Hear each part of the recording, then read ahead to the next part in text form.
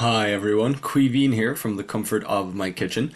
In today's video, we are going to take a quick look ahead to the month of September. So we'll start with the sunset in early September. Early in September, of course, the sky won't be too different from what we're seeing in August, but we can see that it is darker a little bit earlier once we're a little into September. Of course, the September equinox will be coming up at the end of the month or close to the end of the month. We can see here even by 9:30, there's still a little glow of sunset, but the sky is reasonably dark. We can see that Saturn's already into the sky. Saturn is coming up to opposition. So again, closer to the end of the month, Saturn will be with us all night long and it will be at its brightest, directly opposite the sun on the other side of the Earth. We can see Sagittarius just there behind the moon on this date. We'll move forward another couple of nights. So there's Sagittarius, we can see Scorpius, and we can see the summer triangle all up nice and early already directly in the south. So this is a sign that we're moving out of summer because the summer triangle is already up so high as soon as the sky gets dark. That's an indication that it will be out of the sky, or at least partly out of the sky, before the sun rises. And here we go. So we've seen there Altair, one of the stars in the summer triangle.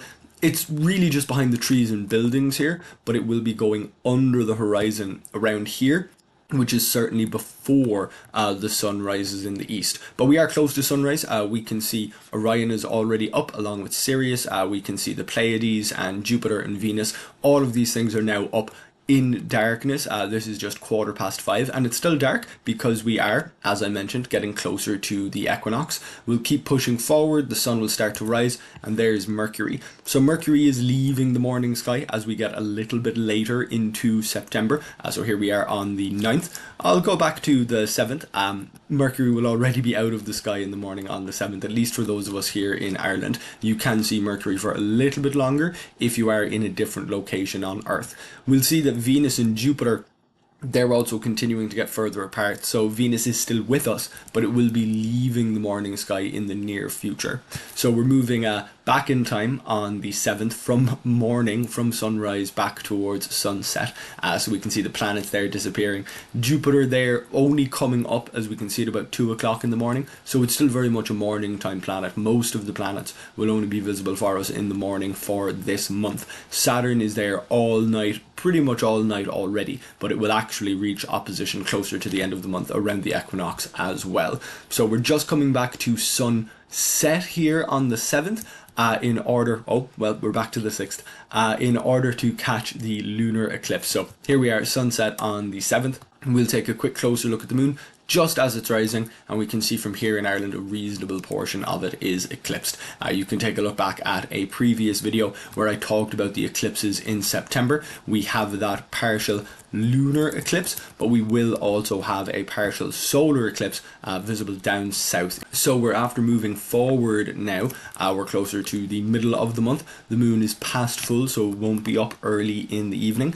As the sun is going down, there's Saturn already there. We can see Scorpius and Antares there setting very soon after sunset. This is just 9:15.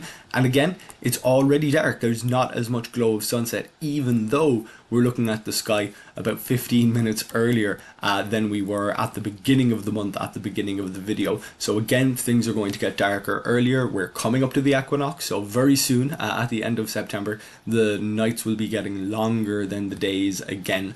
We'll keep pushing forward, and we can see that the summer triangle is already well past south before we come to the middle of the night. The turning around to the east here, we can see the moon is just coming up now that we're so much past full. We can see that the square of Pegasus is now up nice and high, and we can see bits of Andromeda there just after it as well. So we're starting to see different constellations as we move back towards winter time. We're starting to lose those constellations that were so prominent during the summer. We'll keep pushing forward, coming back around to 2 o'clock. Yep, Jupiter's already back in the sky.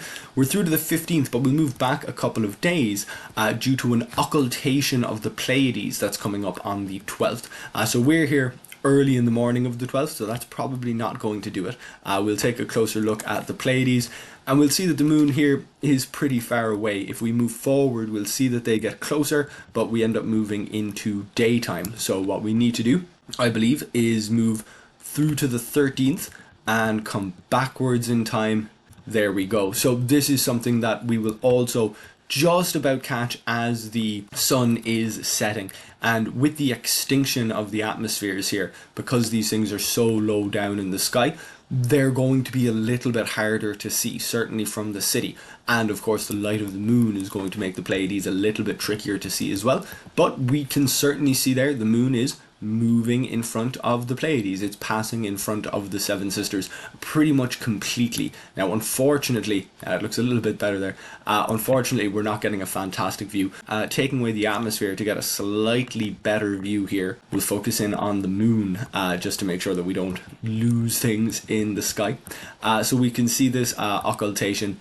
Well, we in Ireland won't quite see the occultation just as it's starting because the moon will still be under the horizon. We have the moon, already blocking out one of the Seven Sisters by the time it becomes visible to us here, and then moving across the Pleiades and out the other side in the space of just a few minutes. So these occultations, really anything to do with the moon, it's going to be moving quite quickly across our sky, so the event, the thing that we're looking for, it's not going to last for very long. We won't just yet, I'll save it for another video, we won't just yet figure out the best place to see this occultation, but it is visible there as the moon is rising close to midnight. A little bit before midnight, of course, is when it will start, just as the, well, not just as the sun is setting, we're already through to 10:30 here, so a little bit after sunset. The moon is a little bit after full. That's when it's going to occult the Pleiades here on the 12th, so the night of the 12th, before we get to midnight. By the time we're through to the 13th, the moon will already be after moving past, and the occultation will be over by the time we cross midnight into the 13th. As I mentioned, a lot of the interesting things are coming up a little bit closer to the end of the month. The opposition of Saturn, the opposition of Neptune, and the equinox. So let's very quickly take a look at Saturn as if we were viewing it from the city. We'll move back earlier in the night because we can. Saturn's already nice and above the horizon here, just a little bit past 10. We're seeing it there illuminated 100%. And its distance from the Earth here is just 8.5 AU. If we move around a couple of days, we can see that change. So 8.547 AU seems to be about the closest it's going to get. Of course, the AUs are rounded a little bit. They're a much bigger measurement than the kilometers, so it ends up being a little bit less accurate. There's not as many digits. There's not as many digits as you can see as there is in the kilometers. But we can take a look at Saturn here at opposition, give or take. We're seeing the rings almost edge on. They're still very, very narrow, as we can see here. If we move through time a little bit, we can see that the tilt of Saturn changes. As the tilt of Saturn changes, the angle at which we're seeing the rings will change. So we can see here moving off into the future, they become completely invisible, or at least more or less, as we get through to later this year, through to November, calming back a little bit closer to today. They're still very narrow, they're still almost edge on, but we are seeing them a little bit better. And just around here, just around here is the opposition. We can see several of Saturn's moons here. Of course, you do need a pretty big telescope to see them. Titan being an exception. Titan is a little bit easier to see. I'll get rid of the labels here just so that they're not getting in the way. And we can see that the rings are really difficult to see. They're so narrow. Unless your telescope has a really good resolution, it's able to resolve this in a lot of detail, we're going to miss the rings. As we pull back a little bit, we're not seeing that kind of loop, that little curve at the side of Saturn, as we would if we were seeing the rings at a slightly better angle. We're seeing Titan pretty well. We can see Titan there moving around the planet there on the 21st. Seems like Titan is out pretty far from the planet. Just around its opposition there on the 22nd, it's pretty far out as well. So these are good times to take a look at Saturn. We can see Titan out nice and far. It's facing us. It's fully illuminated. It's going to be at its brightest. We're not really seeing any of the shadow of Saturn here, just a tiny bit on either side. If Saturn wasn't at opposition, we'd be able to see more of its shadow falling on its ring. Because it's at opposition, the shadow of Saturn is directly behind it on the ring, and that pretty much blocks it from our view. Now, we are after moving forward to the 23rd there, which is, I believe, a little bit after Saturn's opposition, and a little bit closer to Neptune's opposition. And I know that Neptune is around here somewhere because it's very close to Saturn. What we'll do is push out into the countryside where, of course, we'll get a better view of everything. We'll certainly get a better view of faint objects like Neptune. I'll turn back on the labels. There we go. There's Neptune just next to Saturn, very, very close to Saturn in the sky. Now, of course, you need a very big telescope to take a closer look at Neptune. We can see there it's 100% illuminated as well, and we're seeing it at 28.884 AU. We'll move around a couple of days. So here we go. After coming back, it's after going up to 28.885. We'll go forward and it goes back up again. So definitely around here, around the 23rd, 22nd, 23rd, that's when Neptune is going to be at opposition, really at opposition.